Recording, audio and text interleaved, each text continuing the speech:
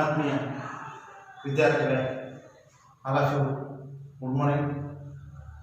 ಆತ್ಮೀಯ ವಿದ್ಯಾರ್ಥಿಗಳೇ, ನೀವು ಕಳೆದ ಒಂದು ತರಗತಿಯಲ್ಲಿ ಆ ಒಂದು ಇತಿಹಾಸದ ಅರ್ಥ, ಇತಿಹಾಸ ಆ ಒಂದು ಎಲ್ಲಿ ಉಗಮ ಆಯಿತು, ಆನಂತರ ಇತಿಹಾಸವನ್ನು ಕುರಿತು ವ್ಯಾಖ್ಯಾನಗಳನ್ನು, ಆ ವ್ಯಾಖ್ಯಾನಗಳಲ್ಲಿ ಹೆರೋಡೋಟಸ್ ಮತ್ತು ಸಂತ ಅಗಸ್ಟಿನರು ಆ ಒಂದು ವ್ಯಾಖ್ಯಾನಗಳನ್ನು ನೀವು ಸಂಪೂರ್ಣವಾಗಿ ಅಧ್ಯಯನ ಮಾಡಿದೆ.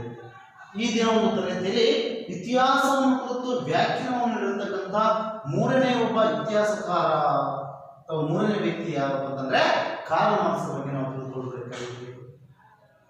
ಆತ್ಮೀಯ ವಿದ್ಯಾರ್ಥಿಗಳೇ, ಕಾರ್ಲ್ ಮಾರ್ಕ್ಸ್ ಒಬ್ಬ ಜರ್ಮನಿಯ ತತ್ವಜ್ಞಾನಿ. ನೋಡ್ರಿ, ಕಾರ್ಲ್ ಮಾರ್ಕ್ಸ್ ಒಬ್ಬ ಯಾವ ತತ್ವಜ್ಞಾನಿ ಅಂದ್ರೆ ಜರ್ಮನಿಯ ತತ್ವಜ್ಞಾನಿ.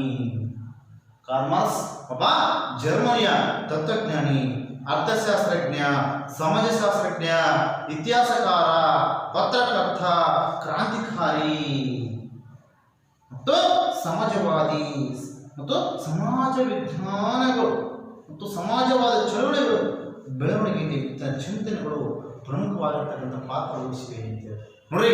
ಈತ ಸಕಲ ಎಲ್ಲವನ್ನೂ ಕೂಡ ತಪ್ಪಾಗಲಿಲ್ಲ. ಈತ ಕಾರ್ಲ್ ಮಾರ್ಕ್ಸ್ 1883 ಕಾಲವಾಗಿದ್ದಲ್ಲ ಇತಿಹಾಸಕಾರ ಅಷ್ಟೇ ಅಲ್ಲ, ಕಾರ್ಲ್ ಮಾರ್ಕ್ಸ್ ಒಬ್ಬ ತತ್ವಜ್ಞಾನಿ. ಕಾರ್ಲ್ ಮಾರ್ಕ್ಸ್ ಒಬ್ಬ ತತ್ವಜ್ಞಾನಿ ಹೌದು, ಅರ್ಥಶಾಸ್ತ್ರಜ್ಞನು ಹೌದು, ಮತ್ತೆ ಸಮಾಜಶಾಸ್ತ್ರಜ್ಞನು ಹೌದು, ಇತಿಹಾಸಕಾರನು ಹೌದು, ಪತ್ರಕರ್ತರು ಕೂಡ ಹೌದು, ಕ್ರಾಂತಿಕಾರಿಯೂ ಕೂಡ ಹೌದು, ಸಮಾಜವಾದಿಯೂ ಕೂಡ ಹೌದು. ಸಮಾಜ ವಿಜ್ಞಾನಗಳ ಮತ್ತು ಸಮಾಜವಾದ ಬೆಳವಣಿಗೆಯಲ್ಲಿ ಅಥವಾ ಚಳುವಳಿಗೆಯಲ್ಲಿ ತನ್ನ ಚಿಂತನೆಗಳು ಅತ್ಯಂತ ಪ್ರಮುಖವಾಗಿರ್ತಕ್ಕಂಥ ಪಾತ್ರ ವಹಿಸಿವೆ ಅಂತ ಹೇಳ್ತೀವಿ. ನೋಡ್ರಿ, ಇದು ಎಂತ ವ್ಯಕ್ತಿ ಅಂದ್ರೆ ಇತಿಹಾಸಕಾರನ ಹೌದು, ಸಮಾಜಶಾಸ್ತ್ರಜ್ಞನ ಹೌದು, ನ್ಯಾಯವಾದಿ ಹೌದು, ಪತ್ರಕರ್ತನ ಹೌದು, ಒಬ್ಬ ತತ್ವಜ್ಞಾನಿ ಹೌದು. ಹಾಗಾಗಿ ಸಮಾಜವಾದಿ ಚಿಂತನೆಗಳ ಬೆಳವಣಿಗೆಯಲ್ಲಿ ಈತನ ಒಂದು ಪಾತ್ರ ಪ್ರಮುಖವಾಗಿದೆ ಅಂತ ಹೇಳ್ತೀವಿ. ಈತನನ್ನು ಇತಿಹಾಸದಲ್ಲಿ ಪ್ರಖ್ಯಾತ ಅರ್ಥಶಾಸ್ತ್ರಜ್ಞನೆಂದು ಕೂಡ ಪರಿಗಣಿಸಲಾಗಿದೆ. ನೋಡಿ, ಇತಿಹಾಸದಲ್ಲೇ ಪ್ರಖ್ಯಾತ ಅರ್ಥಶಾಸ್ತ್ರಜ್ಞನೆಂದು ಕೂಡ ಇದನ್ನು ಪರಿಗಣಿಸಲಾಗಿದೆ. ಯಾರನ್ನು? ಕಾರ್ಲ್ ಮಾರ್ಕ್ಸ್ ಅನ್ನು ಇತಿಹಾಸದಲ್ಲೇ ಪ್ರಖ್ಯಾತವಾಗಿರ್ತಕ್ಕಂಥ ಒಂದು ಅರ್ಥಶಾಸ್ತ್ರಜ್ಞನೆಂದು ಕೂಡ ಪರಿಗಣಿಸಲಾಗಿದೆ. ಇದನ್ನು ಇತಿಹಾಸವನ್ನು ಹೊಸ ಆರ್ಥಿಕ ದೃಷ್ಟಿಕೋನದಿಂದ ಅರ್ಥೈಸಿದ. ನೋಡಿ, ಇತಿಹಾಸವನ್ನು ಕುರಿತು ಏನ್ ಮಾಡಿದ? ಹೊಸ ಆರ್ಥಿಕ ಆ ಒಂದು ದೃಷ್ಟಿಕೋನದಿಂದ, ಹೊಸ ಆರ್ಥಿಕ ದೃಷ್ಟಿಕೋನದಿಂದ ಇತಿಹಾಸವನ್ನು ಅರ್ಥೈಸಿದ ಅಥವಾ ವ್ಯಾಖ್ಯಾನಿಸಿದ ಅಂತ ಹೇಳ್ತೀವಿ. ಈತನ ಪ್ರಕಾರ ಇತಿಹಾಸವೆಂದರೆ ಇಲ್ಲದವರು ಮತ್ತು ಇಲ್ಲದವರ ನಡುವಿನ ಹೋರಾಟವೇ ಇತಿಹಾಸ ಅಂತ ಹೇಳ್ತೀವಿ. ನೋಡಿ, ಇಲ್ಲವರು ಮತ್ತು ಇಲ್ಲದವರ ನಡುವಿನ ಹೋರಾಟ ಅಥವಾ ಸಂಘರ್ಷವೇ ಇತಿಹಾಸ ಅಂತ ಏನಂದ್ರೆ ಬಡವರು ಮತ್ತು ಶ್ರೀಮಂತರ ಮಧ್ಯೆ ಇರತಕ್ಕಂಥ ಸಂಘರ್ಷವೇ ಇತಿಹಾಸ ಅಂತ ಹೇಳುವ ಪ್ರಖ್ಯಾತ ಜರ್ಮನಿಯ ತತ್ವಜ್ಞಾನಿ, ಇತಿಹಾಸಕಾರ ತನ್ನದೇ ಆಗಿರತಕ್ಕಂಥ ಒಂದು ಹೊಸ ಆರ್ಥಿಕ ನೀತಿಯನ್ನು ದೃಷ್ಟಿಕೋನದಲ್ಲಿ ಇಟ್ಟುಕೊಂಡು ಇತಿಹಾಸವನ್ನು ಅರ್ಥೈಸಿದೆ. ಹೌದು, ನಿಜಕ್ಕೂ ಬಡವರು ಬಡವರಾಗಿದ್ದಾರೆ, ಶ್ರೀಮಂತರಾಗಿದ್ದಾರೆ. ಹಾಗಾಗಿ ಇತಿಹಾಸವನ್ನು ತನ್ನದೇ ಆಗಿರತಕ್ಕಂಥ ವಾಕ್ಯದಲ್ಲಿ ಏನಂತ ಏನಂತಂದ್ರೆ ಇದನ್ನ ಪ್ರಕಾರ ಕಾರ್ಲ್ ಮಾರ್ಕ್ಸ್ನ ಪ್ರಕಾರ ಮತ್ತೊಮ್ಮೆ ಹೇಳಬೇಕಂತಂದ್ರೆ ಇತಿಹಾಸವೆಂದರೆ ಉಳ್ಳವರು ಮತ್ತು ಇಲ್ಲದವರ ನಡುವಿನ ಸಂಘರ್ಷವಾಗಿದೆ ಅಂತ ತನ್ನ ಒಂದು ವ್ಯಾಖ್ಯೆಯಲ್ಲಿ ಮಾರ್ಕ್ಸ್ ಸ್ಪಷ್ಟವಾಗಿ ವಿವರಿಸಿದ್ದಾರೆ ಅಂತ ಹೇಳ್ತಾರೆ. ನೋಡ್ರಿ, ಉಳ್ಳವರು ಮತ್ತು ಇಲ್ಲದವರ ನಡುವಿನ ಸಂಘರ್ಷಕ್ಕೆ ಒತ್ತು ನೀಡಿದ್ದಾರೆ. ಅನೇಕ ಇತಿಹಾಸಗಳು ತಮ್ಮದೇ ಆಗಿರ್ತಕ್ಕಂಥ ಒಂದು ಅರ್ಥದಲ್ಲಿ ಹೇಳಿದ ಇತಿಹಾಸದ ಬಗ್ಗೆ ಮುಂದಿನ ಪೀಳಿಗೆಯವರು ನೆನಪಿಡಬೇಕಾಗಿರ್ತಕ್ಕಂಥ ಮಹಾನ್ ವೀರ ಮತ್ತು ಮಹತ್ವಪೂರ್ಣ ಘಟನೆಯ ದಾಖಲೆ ಇತಿಹಾಸ ಅಂತ ಹೇಳಿದ. ಸಂತ ಅಗಸ್ಟಿನ್ ಹೇಳಿದ ದೇವರು ಮತ್ತು ಸೈತಾನ ನಡುವೆ ಬಗ್ಗೆ ಇರ್ತಕ್ಕಂಥದ್ದು ಹೇಳಿದ, ಆ ಒಂದು ಸಂಘರ್ಷ ಗತಿ ಅಂತ ಹೇಳಿದ. ಆದ್ರೆ ವಿಶೇಷವಾಗಿ ಹೇಳಿದ್ರು ಇಲ್ಲದವರು ಮತ್ತು ಉಳ್ಳವರ ಮಧ್ಯೆ ಇರತಕ್ಕಂಥ ಸಂಘರ್ಷವನ್ನು ಅಲ್ಲಿ ಅತ್ಯಂತ ಅದ್ಭುತವಾಗಿ ಕೂಡ ವಿವರಣೆಯಿದ್ದಾರೆ. ಉಳ್ಳವರು ಮತ್ತು ಇಲ್ಲದವರ ನಡುವಿನ ಸಂಘರ್ಷ, ಆ ಸಂಘರ್ಷಕ್ಕೆ ಕೂಡ ಒತ್ತು ನೀಡಿದ್ದಾರೆ. ಯಾಕಂದ್ರೆ ಬಡವರು ಮತ್ತು ಆ ಒಂದು ಶ್ರೀಮಂತರು, ಉಳ್ಳವರಂದ್ರೆ ಯಾರು? ಶ್ರೀಮಂತರು. ಇಲ್ಲದವರಂದ್ರೆ ಯಾರು? ಆ ಒಂದು ಬಡವರು. ಉಳ್ಳವರು ಮತ್ತು ಇಲ್ಲದವರ ನಡುವಿನ ಸಂಘರ್ಷಕ್ಕೆ ಈತ ತನ್ನ ಒಂದು ವ್ಯಾಖ್ಯಾನದಲ್ಲಿ ಒತ್ತು ನೀಡಿದ್ದಾನೆ ಅಂತ ಹೇಳ್ತೀವಿ. ಅದುವೇ ಏನಪ್ಪ ಅಂದ್ರೆ ಬಡವರು ಮತ್ತು ಶ್ರೀಮಂತರ ನಡುವೆ ಇರತಕ್ಕಂಥ ಹೋರಾಟದ ಶೋಷಣೆಯ ಆ ಒಂದು ಕಥೆಯನ್ನು ಕೂಡ ಈತ ಆ ಒಂದು ತನ್ನದೇ ಆಗಿರ್ತಕ್ಕಂಥ ಒಂದು ವ್ಯಾಖ್ಯಾನದಲ್ಲಿ ಕೂಡ ಸ್ಪಷ್ಟಪಡಿಸಿದ್ದಾನೆ ಅಂತ ಹೇಳ್ತೀವಿ ನೋಡ್ರಿ. ಇಲ್ಲದವರು ಅಂದ್ರೆ ಅತ್ಯಂತ ಬಡವರು, ಉಳ್ಳವರಂದ್ರೆ ಶ್ರೀಮಂತರು, ಇವರಿಬ್ಬರು ಇರ್ತಕ್ಕಂಥ ಸಂಘರ್ಷ ಅದುವೇ ಯಾವಂದ್ರೆ ಬಡವರು ಮತ್ತು ಶ್ರೀಮಂತರ ಮಧ್ಯೆ ಇರತಕ್ಕಂಥ ಸಂಘರ್ಷದ ಕಥೆಯನ್ನು ಈತ ತನ್ನದೇ ಆಗಿರ್ತಕ್ಕಂಥ ಒಂದು ವ್ಯಾಖ್ಯಾನದಲ್ಲಿ ಕೂಡ ವಿವರಿಸಿದ್ದು ನಾವು. ಶೋಷಕರು ಮತ್ತು ಶೋಷಿಸಲ್ಪಡುವರ ಮತ್ತೆ ಇರ್ತಕ್ಕಂಥ ನಿರಂತರ ಸಂಘರ್ಷ ನಡೀತದೆ ಅಂತ ಕೂಡ ಕಾರಣ ಆಸ್ವಾದಿಸಿದ್ದಾನೆ. ಈ ಶೋಷಿತರು ಉಳ್ಳವರಿಂದ ನಿರಂತರವಾಗಿ ಶೋಷಣೆಗೆ ಒಳಪಡತಕ್ಕಂಥ ಬಗ್ಗೆ ಈತ ವಿವರಣೆ ಕೂಡ ತನ್ನ ಒಂದು ಪ್ರತಿಪಾದನೆಯಲ್ಲಿ ಮಂಡನೆ ಮಾಡಿದ್ದು ಕೂಡ ನಾವು ನೋಡಬಹುದು. ಅಷ್ಟಲ್ಲದೆ ವಾದಿಸಿದ್ದಾನೆ ಅಂತ ಹೇಳ್ಬೋದು. ಇನ್ನು 2 ಮಾರ್ಕ್ಸ್ಗೆ ವೆರಿ ಇಂಪಾರ್ಟೆಂಟ್ ಕ್ವಶನ್ ಏನಂತ ಕೇಳಿದ್ರೆ ಆ ಒಂದು ಈತನ 2 ಪ್ರಮುಖವಾಗಿರ್ತಕ್ಕಂಥ ಕೃತಿಗಳು ಯಾವುವು ಅಂತ ಕೇಳ್ತಾನೆ. ಸುಮಾರು ಸಾವಿರ ಕೇಳಿದ್ದಾನೆ. ದಾಸ್ ಕ್ಯಾಪಿಟಲ್ ನೋಡ್ರಿ, ಗ್ಯಾಸ್ ಕ್ಯಾಪಿಟಲ್, ಇನ್ನೊಂದು ಕಮ್ಯುನಿಸ್ಟ್ ಅಂಡ್ ಮ್ಯಾನಿಫೆಸ್ಟೋ ಅಂತ ಹೇಳಿ ಈತನ 2 ಪ್ರಸಿದ್ಧವಾಗಿರ್ತಕ್ಕಂಥ ಗ್ರಂಥಗಳು ಅಥವಾ ಕೃತಿಗಳು ಯಾವುವು ಅಂತಂದ್ರೆ ಅಲ್ಲಿ ದಾಸ್ ಕ್ಯಾಪಿಟಲ್ ನೋಡ್ರಿ, ದಾಸ್ ಕ್ಯಾಪಿಟಲ್, ಇನ್ನೊಂದು ಯಾವುದಪ್ಪ ಅಂದ್ರೆ ಕಮ್ಯುನಿಸ್ಟ್ ಮತ್ತು ಮ್ಯಾನಿಫೆಸ್ಟೋ ಎಂಬ 2 ಶ್ರೇಷ್ಠವಾಗಿರತಕ್ಕಂಥ ಕೃತಿಗಳನ್ನು ಕೂಡ ಇವರು ಕಾರ್ಲ್ ಮಾರ್ಕ್ಸ್ ರಚಿಸಿದ್ದಾನೆ. Very very important 2 marks. Communist and manifesto ನೋಡಿ, ಕಮ್ಯುನಿಸ್ಟ್ ಅಂಡ್ ಮ್ಯಾನಿಫೆಸ್ಟೋ ಅಂತಕ್ಕಂಥ 2 ಪ್ರಸಿದ್ಧವಾಗಿರತಕ್ಕಂಥ ಒಂದು ಗ್ರಂಥಗಳನ್ನು ಅಥವಾ ಕೃತಿಗಳನ್ನು ಈತ ರಚಿಸಿದ್ದಾನೆ. 2 ಮಾರ್ಕ್ಸ್ಗೆ ವೆರಿ ಇಂಪಾರ್ಟೆಂಟ್ ಕ್ವಶನ್ ಏನಂತ ಹೇಳ್ತಾರೆ, ಕಾರ್ಲ್ ಮಾರ್ಕ್ಸ್ನ ಯಾವ್ದಾದ್ರು 2 ಕೃತಿಗಳನ್ನು ಹೆಸರಿಸಿ ಅಂತ ಹೇಳ್ತಾರ. ಅಲ್ಲಿ ಒಂದು ದಾಸ್ ಕ್ಯಾಪಿಟಲ್ ಅಂತ ಹೇಳ್ಬೇಕು, ಇನ್ನೊಂದು ಕಮ್ಯುನಿಸ್ಟ್ ಅಂಡ್ ಮ್ಯಾನಿಫೆಸ್ಟೋ ಅಂತ ಹೇಳ್ಬೇಕು. ಇಷ್ಟು ದಾಸ್ ಕ್ಯಾಪಿಟಲ್ ಅಂತ ಹೇಳ್ಬೇಕು. ಒಂದು ದಾಸ್ ಕ್ಯಾಪಿಟಲ್, ಇನ್ನೊಂದು ಕಮ್ಯುನಿಸ್ಟ್ ಅಂಡ್ ಮ್ಯಾನಿಫೆಸ್ಟೋ ಅಂತಕ್ಕಂಥ 2 ಪ್ರಸಿದ್ಧವಾಗಿರ್ತಕ್ಕಂಥ ಒಂದು ಕೃತಿಗಳನ್ನು ಕೂಡ ರಚಿಸಿದ್ದಾನೆ ಅಂತ ಹೇಳ್ಬೇಕು. ಇಷ್ಟು ಆ ಒಂದು ಇತಿಹಾಸವನ್ನು ಕುರಿತು ಕಾರ್ಲ್ ಮಾರ್ಕ್ಸ್ ತನ್ನದಾಗಿರ್ತಕ್ಕಂಥ ಒಂದು ವ್ಯಾಖ್ಯಾನವನ್ನು ಕೂಡ ನೀವು ನೋಡಬಹುದು. ಎರಡನೇದಾಗಿ ಜೆ.ಬಿ. ಬ್ಯೂರಿ ಅವರು ಕೂಡ ಇತಿಹಾಸವನ್ನು ಕುರಿತು ಏನು ಹೇಳಿದ್ದಾರೆ ನೋಡಮ್ಮ. ಈ ಜೆ.ಬಿ. ಬ್ಯೂರಿ ಅವರು 1861ರಿಂದ 1920ರವರೆಗೆ ಇವರ ಒಂದು ಕಾಲವಾಗಿತ್ತು ಅಂತ ಹೇಳಿದ್ವಿ. ಇವರು ಒಬ್ಬ ಐರಿಷ್ ಇತಿಹಾಸಕಾರ ನೋಡ್ರಿ. ಇವರು ಯಾವ ದೇಶದ ಇತಿಹಾಸಕಾರ? ಐರಿಷ್ ನೋಡಿ, ಇಲ್ಲಿ ನೋಡ್ರಿ, ಈತ ಗ್ರೀಕ್ ದೇಶದ ಇತಿಹಾಸಕಾರ, ಇವರು ಚರ್ಚಿನ ಒಬ್ಬ ಇತಿಹಾಸಕಾರ, ಇವರು ಜರ್ಮನಿ ಒಬ್ಬ ತತ್ವಜ್ಞಾನಿ ಹೌದು, ಇತಿಹಾಸಕಾರ ಹೌದು. ಈ ಜೆ.ಬಿ. ಬ್ಯೂರಿ ಅವರು ಏನಂತಂದ್ರೆ ಐರಿಷ್ ಯಾವ ದೇಶದ ಇತಿಹಾಸಕಾರ ಅಂತಂದ್ರೆ ಐರಿಷ್ ದೇಶದ ಇತಿಹಾಸಕಾರ ಹೌದು, ಪ್ರಸಿದ್ಧವಾಗಿರ್ತಕ್ಕಂಥ ವಿದ್ವಾಂಸ ಕೂಡ ಹೌದು. ಯಾರಂದ್ರೆ ಐರಿಷ್ ದೇಶದ ಇತಿಹಾಸಕಾರ ಯಾರಂದ್ರೆ ಜೆ.ಬಿ. ಬ್ಯೂರಿ ಮತ್ತು ಆ ಒಂದು ಪ್ರಸಿದ್ಧವಾಗಿರ್ತಕ್ಕಂಥ ವಿದ್ವಾಂಸ ಕೂಡ ಹೌದು. ಇವನು ಕೇಂಬ್ರಿಡ್ಜ್ ವಿಶ್ವವಿದ್ಯಾಲಯದಲ್ಲಿ ನೋಡ್ರಿ, ಜೆ.ಬಿ. ಬ್ಯೂರಿ ಏನ್ ಮಾಡ್ತಾರೆ, ಕೇಂಬ್ರಿಡ್ಜ್ ವಿಶ್ವವಿದ್ಯಾಲಯದಲ್ಲಿ ಆಧುನಿಕ ಇತಿಹಾಸದ ಪ್ರಾಧ್ಯಾಪಕನಾಗಿ ಕೂಡ ಕಾರ್ಯನಿರ್ವಹಿಸುತ್ತಾನೆ. ನೋಡ್ರಿ, ಮತ್ತೊಮ್ಮೆ ಇದ್ರ ಬಗ್ಗೆ ಸಂಪೂರ್ಣವಾಗಿ ಇದು ಯಾವ ದೇಶದ ಇತಿಹಾಸಕಾರ? ಐರಿಷ್ ದೇಶದ ಇತಿಹಾಸಕಾರನಾದ ವಿದ್ವಾಂಸನಾದ ವಿಶ್ವ ಪ್ರಸಿದ್ಧವಾಗಿರ್ತಕ್ಕಂಥ ಕೇಂಬ್ರಿಡ್ಜ್ ವಿಶ್ವ ಪ್ರಸಿದ್ಧವಾಗಿರ್ತಕ್ಕಂಥ ಒಂದು ವಿಶ್ವವಿದ್ಯಾಲಯ, ನಮ್ಮ ಭಾರತದಲ್ಲಿ ನಳಂದ ವಿಶ್ವವಿದ್ಯಾಲಯ, ಉಜ್ಜಯಿನಿ, ತಕ್ಷಶಿಲ ವಿಶ್ವವಿದ್ಯಾಲಯ ಹೇಗೆ ಫೇಮಸ್ ಇವೆ, ಅದರ ವಿಶ್ವ ಪ್ರಸಿದ್ಧವಾಗಿರ್ತಕ್ಕಂಥ ಕೇಂಬ್ರಿಡ್ಜ್ ನೋಡ್ರಿ, ಕೇಂಬ್ರಿಡ್ಜ್ ಆ ಕೇಂಬ್ರಿಡ್ಜ್ ವಿಶ್ವವಿದ್ಯಾಲಯದಲ್ಲಿ ಕೇಂಬ್ರಿಡ್ಜ್ ವಿಶ್ವವಿದ್ಯಾಲಯ ಕೇಂಬ್ರಿಡ್ಜ್ ವಿಶ್ವವಿದ್ಯಾಲಯ ಇದಲ್ಲ, ಆ ಕೇಂಬ್ರಿಡ್ಜ್ ವಿಶ್ವವಿದ್ಯಾಲಯದಲ್ಲಿ ಯಾವ ಒಂದು ಪ್ರಾಧ್ಯಾಪಕನಾಗಿ ಮಾಡರ್ನ್ ಹಿಸ್ಟ್ರಿ ಅಂದ್ರೆ ಒಂದು ಆಧುನಿಕ ಇತಿಹಾಸದ ಪ್ರಾಧ್ಯಾಪಕನಾಗಿ ಸೇವೆಯನ್ನು ಸಲ್ಲಿಸಿರ್ತಕ್ಕಂಥ ಒಂದು ಕೀರ್ತಿ ಈ ಜೆ.ಬಿ. ಬ್ಯೂರಿಗೆ ಸಲ್ತದೆ ಅಂತ ಹೇಳಿದ್ವಿ. ಹಾಗಿದ್ರೆ ಜೆ.ಬಿ. ಬ್ಯೂರಿ ಅವರು ಇತಿಹಾಸವನ್ನು ಕುರಿತು ಯಾವ ರೀತಿಯಾಗಿ ವ್ಯಾಖ್ಯಾನೆಯನ್ನು ಕೊಟ್ಟಿದ್ದಾರೆ ಅಂತ ನೋಡಿದಾಗ ಇವರ ಪ್ರಕಾರ ಇತಿಹಾಸ ಒಂದು ವಿಜ್ಞಾನ, ಹೆಚ್ಚು ಅಲ್ಲ ಕಡಿಮೆ ಇಲ್ಲ ಅಂತ ಕೂಡ ಹೇಳಿದ್ದಾರೆ. ನೋಡ್ರಿ, ಜೆ.ಬಿ. ಬ್ಯೂರಿ ಏನಂತಂದ್ರೆ ಇತಿಹಾಸವು ಒಂದು ವಿಜ್ಞಾನ, ಹಿಸ್ಟ್ರಿ ಸೈನ್ಸ್, ಹಿಸ್ಟ್ರಿ ಆದ್ರೆ ಸೈನ್ಸ್ ಅಂತ, ಇತಿಹಾಸ ಒಂದು ವಿಜ್ಞಾನ, ಹೆಚ್ಚು ಅಲ್ಲ ಕಡಿಮೆ ಇಲ್ಲ ಅಂದ್ರೆ ಬ್ಯೂರಿಯವರು ಆತ ಏನಪ್ಪ ಅಂದ್ರೆ ವ್ಯಾಖ್ಯಾನಿಸಿದ್ದು ಕೂಡ ನಾವು ಪ್ರತಿಯೊಬ್ಬ ಇತಿಹಾಸಕಾರ ಒಬ್ಬ ವಿಜ್ಞಾನಿಯು ಹಾಗೆ ಕಾರ್ಯನಿರ್ವಹಿಸಬೇಕು ಅಂತ ಕೂಡ ಆತನ ನಿರ್ದಿಷ್ಟ ದಾಖಲೆಗಳು ಕೂಡ ಅಂಕಿ ಅಂಶಗಳನ್ನು ಸಲ್ಲಿಸಬೇಕಂತ ಕೇಳಿದ್ದಾರೆ. ಪ್ರತಿಯೊಬ್ಬ ಇತಿಹಾಸಕಾರನು ಕೂಡ ಒಬ್ಬ ವಿಜ್ಞಾನಿಯಾಗಿ ಕಾರ್ಯನಿರ್ವಹಿಸಬೇಕು. ಹೌದು, ವಿಜ್ಞಾನ ಅಂದ್ರೇನು? ಕ್ರಮಬದ್ಧವಾಗಿ ಅಧ್ಯಯನ ಮಾಡೋದು.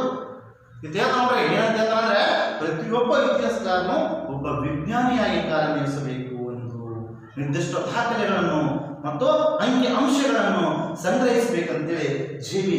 ಬ್ಯೂರಿ ಅವರು ನಮ್ಮ ಒಂದು ವಾಕ್ಯದಲ್ಲಿ ಹೇಳಿದ್ದಾರೆ. ಅವರು ಹೇಳಿದ್ದು ಸತ್ಯ. ಯಾಕಂದ್ರೆ ಒಬ್ಬ ಇತಿಹಾಸಕಾರನಾದವನು ಒಬ್ಬ ವಿಜ್ಞಾನಿಯಾಗಿ ಕಾರ್ಯನಿರ್ವಹಿಸಬೇಕು. ವಿಜ್ಞಾನಿ ಅಂದ್ರೆ ಅವನು ಕ್ರಮಬದ್ಧವಾಗಿ ಅಧ್ಯಯನ ಮಾಡಬೇಕಾಗ್ತದ. ಹಾಗಾಗಿ ಎಷ್ಟೋ ದಾಖಲೆಗಳನ್ನು ಅಂಕಿ ಅಂಶಗಳನ್ನು ಸಂಗ್ರಹಿಸಬೇಕಂತ ಹೇಳಿ ಕೂಡ ಆ ಜೆ.ಬಿ. ಬ್ಯೂರೋ ಕೂಡ ಹೇಳಿದ್ದಾನೆ ಅಂತ ಹೇಳ್ಬೇಕು. ಅಷ್ಟರಲ್ಲಿ ವಿಶೇಷವಾಗಿ ನೋಡಿದಾಗ ಅಲ್ಲಿ ಅವರು ಜೆ.ಬಿ. ಬ್ಯೂರೋರೇ ಹೇಳುವಂತೆ ಇತಿಹಾಸವು ಒಂದು ಪ್ರಾಚೀನ ಕಲೆ ವಿಜ್ಞಾನವಾಗಲು ಹೊರಟಿರುವ ಇತ್ತೀಚಿನ ಆಕಾಂಕ್ಷಿ ಎಂದು ಕೂಡ ಹೇಳಿದ್ದಾರೆ. ಇಷ್ಟು ಇತಿಹಾಸವನ್ನು ಕುರಿತು ಜೆ.ಬಿ. ಬ್ಯೂರೋರು ಹೇಳಿದ್ದಾರೆ. ಇನ್ನೊಬ್ಬ ಇತಿಹಾಸಕಾರರು, ಪ್ರಸಿದ್ಧವಾಗಿರ್ತಕ್ಕಂಥ ಇತಿಹಾಸಕಾರರು ಅರ್ನಾಲ್ಡ್ ಟೈಮ್ಗಳು ಕೂಡ ಇತಿಹಾಸವನ್ನು ಕುರಿತು ಏನನ್ನು ಹೇಳಿದ್ದಾರೆ ಅನ್ನೋದ್ರ ಬಗ್ಗೆ ನಾವು ನೋಡೋಣ. ಇವರ ಕಾಲ 1889ರಿಂದ 1975. ನೋಡ್ರಿ, ಜೆ.ಬಿ. ಬ್ಯೂರೋ ನಂತರ ಅರ್ನಾಲ್ಡ್ ಟೈಮಿ ಅಂತೇಳಿ ಅರ್ನಾಲ್ಡ್ ಟೈಮಿ. ನೋಡ್ರಿ, ಅರ್ನಾಲ್ಡ್ ಟೈಮಿ ಒಬ್ಬ ಬ್ರಿಟಿಷ್ ದೇಶದ ಇತಿಹಾಸಕಾರ. ನೋಡ್ರಿ, ಅರ್ನಾಲ್ಡ್ ಟೈಮಿ ಯಾವ ದೇಶದ ಇತಿಹಾಸಕಾರ? ಬ್ರಿಟಿಷ್. ಅರ್ನಾಲ್ಡ್ ಟೈಮಿ ಒಬ್ಬ ಬ್ರಿಟಿಷ್ ಇತಿಹಾಸಕಾರ. ಇವನು ಇತಿಹಾಸದ ಪ್ರಾಧ್ಯಾಪಕನಾಗಿ ಲಂಡನ್ ವಿಶ್ವವಿದ್ಯಾಲಯದಲ್ಲಿ ಕಾರ್ಯನಿರ್ವಹಿಸಿದ. ನೋಡಿ, ಕೇಂಬ್ರಿಡ್ಜ್ ವಿಶ್ವವಿದ್ಯಾಲಯದಲ್ಲಿ ಕಾರ್ಯನಿರ್ವಹಿಸಿದ ಇತಿಹಾಸ ಪ್ರಾಧ್ಯಾಪಕನಾಗಿ ಜೆ.ಬಿ. ಬ್ಯೂರೋ ಆಗಿದೆ. ಇವರು ಆ ಒಂದು ಅರ್ನಾಲ್ಡ್ ಟೈಮಿ ಅವರು ಲಂಡನ್. ನೋಡಿ, ಮತ್ತೊಮ್ಮೆ ಹೇಳ್ಬೇಕಂತ ಕೇಳಿದ್ರೆ ಅರ್ನಾಲ್ಡ್ ಟೈಮಿ ಒಬ್ಬ ಬ್ರಿಟಿಷ್ ದೇಶದ ಇತಿಹಾಸಕಾರ. ಇವನು ಇತಿಹಾಸದ ಪ್ರಾಧ್ಯಾಪಕನಾಗಿ ಲಂಡನ್ ವಿಶ್ವವಿದ್ಯಾಲಯದಲ್ಲಿ ಕಾರ್ಯವನ್ನು ಕೂಡ ನಿರ್ವಹಿಸಿದ್ದಾನೆ. ಅಷ್ಟಲ್ಲದೆ ಸೇವೆಯನ್ನು ಸಲ್ಲಿಸಿದ್ದಾನೆ ಅಂತ ಹೇಳ್ತೀವಿ. ಇಲ್ಲಿ ವಿಶೇಷವಾಗಿ ನೋಡಿದಾಗ ಧರ್ಮ ಮತ್ತು ಇತಿಹಾಸದ ಕುರಿತು ಅನೇಕ ಕೃತಿಗಳನ್ನು ಇವನು ಬರೆದಿದ್ದಾನೆ.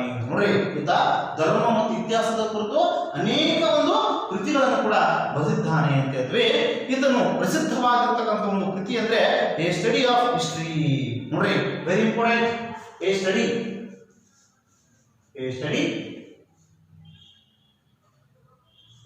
Of history